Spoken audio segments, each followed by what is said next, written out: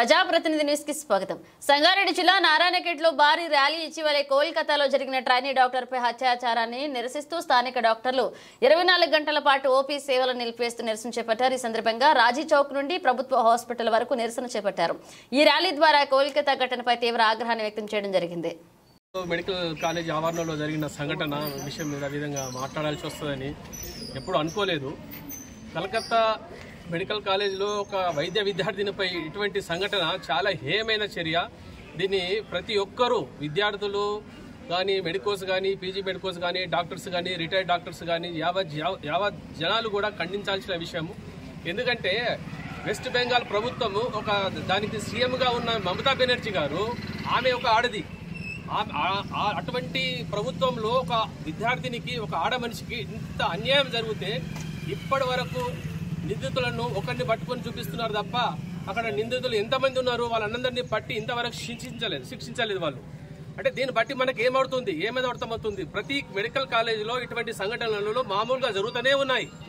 కానీ జరిగినప్పుడు మాత్రం పేపర్లో వస్తున్నది, ఒక వారం రోజుల తర్వాత అందరూ మర్చిపోతున్నారు. ఇటువంటి సంఘటనలు ఒక ప్రభుత్వ ఆసుపత్రి కాదు, మెడికల్ కాలేజీలను కావచ్చు, ప్రైవేట్ కాలేజీలను కావచ్చు, ఇటువంటి సంఘటనలు చాలా హేయమైన చర్య. దీన్ని అందరూ ముక్త ఖండంతో ఖండించాలి. ఈ ఉద్యమాన్ని చిలికి గానివాలగా చేసి మొత్తం ప్రభుత్వాన్ని కూలగొట్టే పరిస్థితి వరకు తీసుకురావాలి. అయితే తప్ప ప్రభుత్వం గాని, ప్రజలు గాని ఎవరు మేల్కోరు. ఇటువంటి సంఘటన అందరూ చెప్తారు, ప్రతిసారి చెప్తారు వైద్యో నారాయణ హరి అని. డాక్టర్లు దేవుళ్లతో సమానం అంటారు. ఒక్క పొరపాటు జరిగితే పిచ్చ కొట్టుడు కొడతారు డాక్టర్లను. మరి అటువంటిప్పుడు ఎవరో అన్యాయంగా ఒక అమ్మాయిని బలవంతంగా 10 మంది కలిసి రేప్ చేసి కిరాతంగా చంపారు. అటువంటి వ్యక్తులను ఇంతవరకు పట్టి శిక్షించిన పాపన పోలేదు ప్రభుత్వం. ఇంతవరకు ప్రభుత్వం ఏం చేస్తుంది?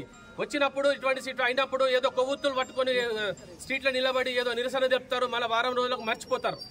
ఇది కంటిన్యూ అవుతానే ఉన్నది. ఇటువంటి ఎప్పటి నుంచో చూస్తూనే ఉన్నాం మేము. మా ఎక్స్పీరియన్స్ లో ఎన్నో జరిగినాయి, ఎన్నో అయినాయి. కానీ ఇంతవరకు ఎటువంటి వ్యక్తికి కానీ ఒక ఉరి శిక్ష పడలేదు. ఇటువంటి దుర్మార్గులను నడి రోడ్డు మీద షూట్ చేసినా తప్పులేదు.